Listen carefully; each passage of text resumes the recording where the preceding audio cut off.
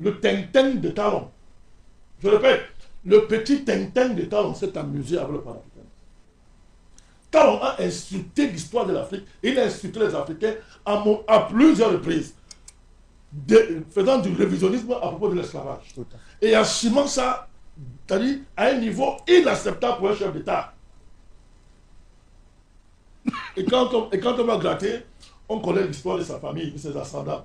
Mais moi, je suis un homme digne, je ne vais pas faire comme lui. Moi, je ne vais pas rappeler si son ascendance. Et le rôle qu'elle a joué dans la chaîne négrière, qui peut expliquer les positions de ce petit Tintin, qui a défié sa prise de position.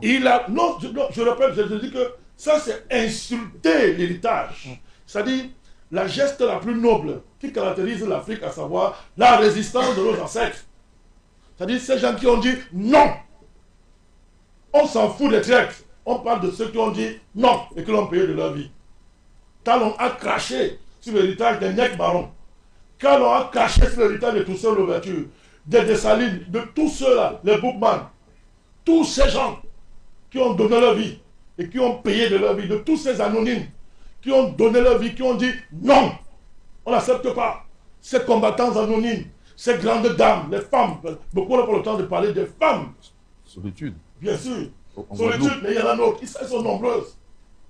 Les Dolores et consorts. Elles sont nombreuses, les femmes, qui ont écrit en lettres d'or l'histoire de la résistance de l'Afrique face à l'esclavage. Talon a insulté ça. Il a insulté le fait qu'on n'a pas attendu. Il s'appelle qui? C'est Schulcher. C'est ça, Victor Schulcher. Ancien esclavagiste qui s'est reparti. Et franc-maçon. Oui, franc-maçon qui s'est reparti pour devenir, comme le président comme étant le père de la... comment on appelle ça non.